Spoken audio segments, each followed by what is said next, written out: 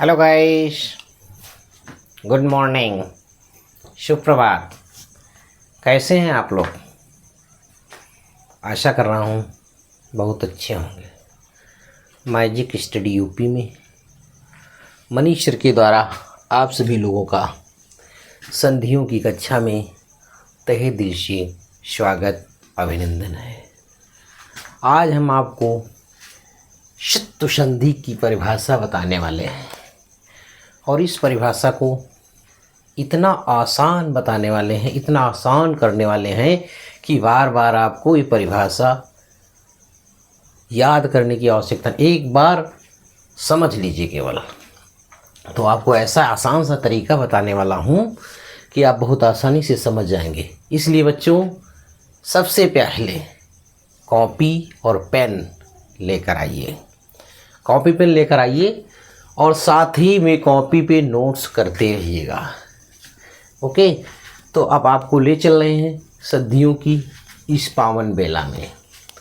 तो आपको संधियों की इस पावन बेला में आज आपको बताएंगे कि शत्रु संधि की परिभाषा क्या होती है और इसको कैसे पहचाने, और इसके उदाहरण भी बहुत आसानी से आप लोगों को बताने वाला हूँ। इसलिए बच्चों, अपने दोस्तों को शेयर करिए और चैनल को सब्सक्राइब करते रहिएगा, लाइक करते रहिएगा, ज़्यादा से ज़्यादा दोस्तों को शेयर करते रहिएगा। और आपको अब परिभाषा भी लिखाएंगे, आपकी कॉपी पेन लेकर के साथ ही में लिखते रहिएगा। लिखने से आपकी लेखनी भी सुधरती है, लेखनी में सुधार आता है। तत्पश्चात उसके बाद भी स्मरण शक्ति में भी सुधार आता है, क्योंकि जब लिखेंगे तो दिमाग और कलम दोनों चीज़ें साथ ही में चलती हैं। ओके, तो चलो लिखना शुरू करते हैं बच्चों। परिभाषा है यदि, क्या है? यदि विसर्ग, बहुत ध्यान से समझिएगा, यदि विसर्ग के पहले, यदि विसर्ग के पहले, यदि विसर्ग के पहले ई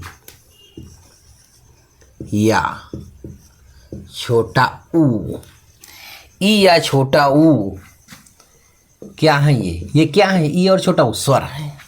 स्वर आए तो संधि करते समय, तो संधि करते समय, तो संधि करते समय, तो संधि करते समय विसर्ग के स्थान पर, किसके? विसर्ग के स्थान पर, विसर्ग के स्थान पर श बन जाता है, श बन जाता है। बहुत ध्यान से परिभाषा को समझिएगा।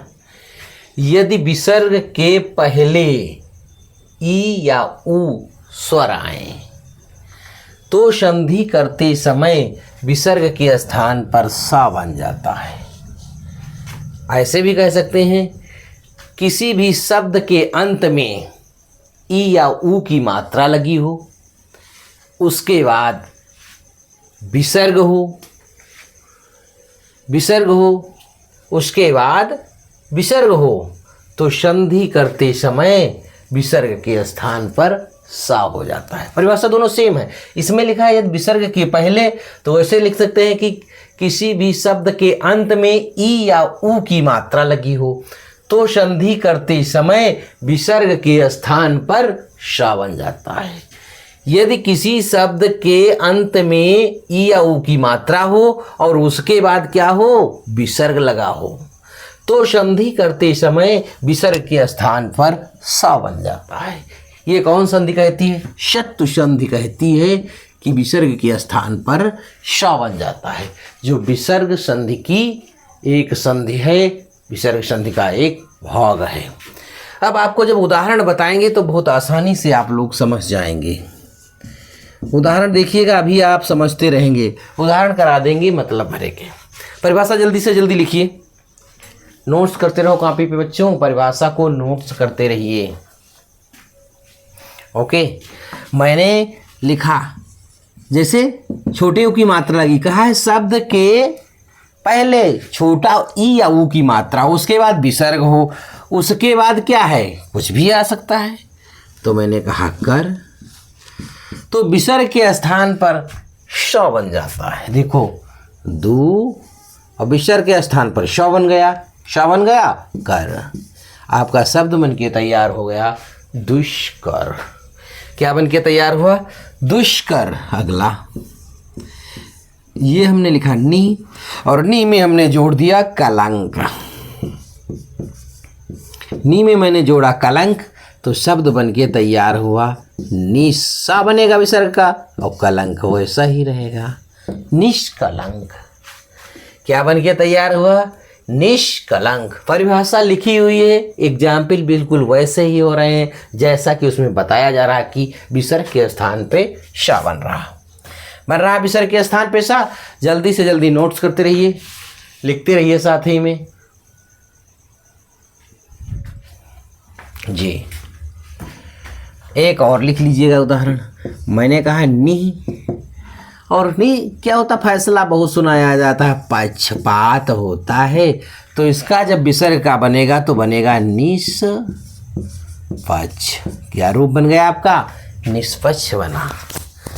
अगर संधि समझ में आ रही, बहुत आसान लग रही है और बहुत आसानी से समझ में आ रही है, तो चैनल को सब्सक्राइब करिए, लाइक करिए, शेयर करिए और कमेंट भी लिखते रहिएगा। ओके, और एग्जाम्पल करा रहे हैं भी आपको, उदाहरण करा देंगे। 10 उदाहरण से कम नहीं कराता हूँ किसी भी संधि में, तो 10 से कम इसमें भी नहीं कराएंगे। ओके, अगला एग्जाम्पल मैंने दिया नी।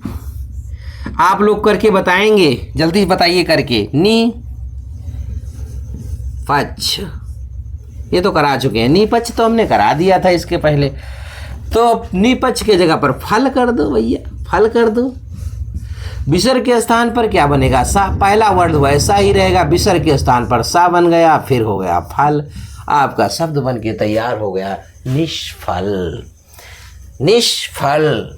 एक और मैंने कहा बना लो भैया, बच्चों बताते रहेगा। निष्पाप, निपाप बराबर बना आपका निष्पाप। शब्द बन के तैयार हुआ आपका निष्पाप। और बना दें, चलो और एक बना लो। नी प्लस क्या होता है, कपट। चलो कपट जोड़ देते हैं इसमें, शब्द तुम बताओगे वही जोड़ता रहूंगा, तो आएगा निस कपट।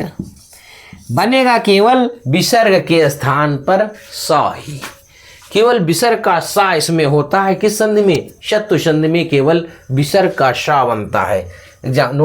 एग्जाम्पल लिख लिया उदाहरण, तो इसको मिटा रहा हूँ, फिर आगे और एग्जाम्पल लिख रहा हूँ। 10 एग्जाम्पल से मैं कम नहीं कराऊंगा। चलो एक और एग्जाम्पल कर लो। बार बार शब्द पूछा जाने वाला परीक्षा में, बही। बही धन कृत, बही धन कृत क्या बना रूप आपका, ब ही श कृत। क्या रूप बन के तैयार हो गया, बहिष्कृत बना। ये बहुत बार परीक्षा में पूछा गया है शब्द, टिक कर लो, डबल टिक। एक शब्द और पूछा जाता है, दू प्लस। दू में क्या जोड़ा, बहुत बार परीक्षाओं में पूछा जाने वाला यह क्वेश्चन, प्रभाव पूछा जाता है। इसकी कौन सी संधि है, दुष्प्रभाव। ये भी पूछ ले जाए किस संधि का उदाहरण है, तो विसर्ग संधि का उदाहरण है। विसर्ग संधि के अंतर्गत किस सूत्र का उदाहरण है, शत्रु सूत्र का उदाहरण है, शत्रु संधि का उदाहरण है।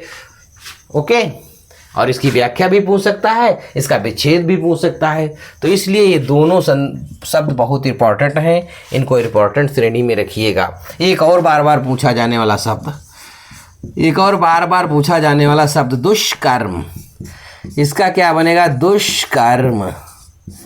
याद है, ये अभी 3 साल पहले परीक्षा में पूछा गया था। इंटरमीडिएट की परीक्षा में वो विच्छेद करने में आया हुआ था ये।